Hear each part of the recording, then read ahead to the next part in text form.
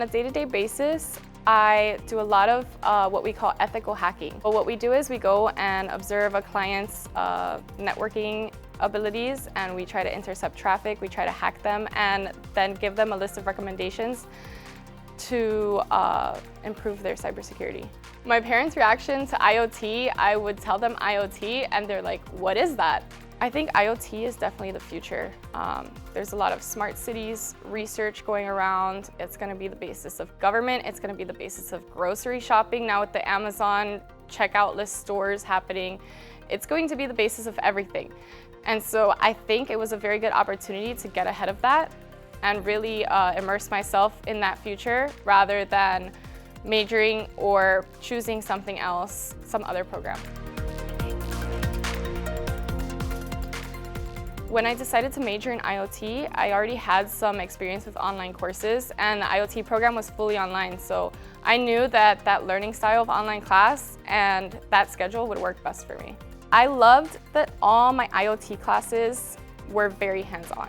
I was very impressed with the program because I didn't have to order any textbooks. What I was ordering was electronics kits, and just going through the demos on the electronics kits was basically a lot of my coursework, so it was a very hands-on program. Being a woman in engineering and technology is pretty rare. I walk into client sites and I show up and I'm starting to do a technical assessment on a customer's network, and they're always very surprised to see a woman walk in to do that. I actually think that people in IT and cybersecurity are pretty welcoming towards women just because they're so few and far between. I like online classes a lot because I can watch the lecture from the professor, I can pause it if I need to figure out the answer to a question, I can rewind as many times as I want in order to fully grasp a concept.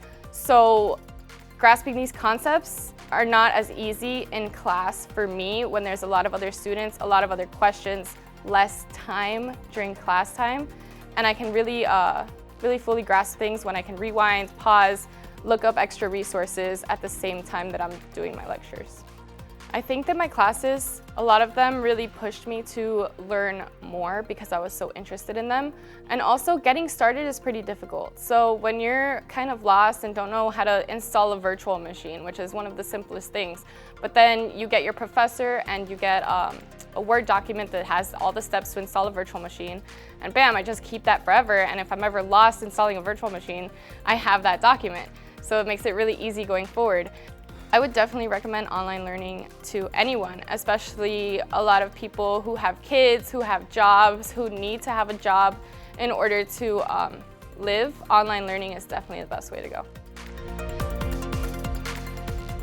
I think I'm definitely paving the way for a lot of women, especially people like my little sisters, who obviously need some sort of role models to look up to. And I have one little sister who comes to me with all these 3D drawings and projects and scratch codes that she's been doing, and she's just so excited to show me things. And I hope that everyone would have someone like that to inspire them to keep going.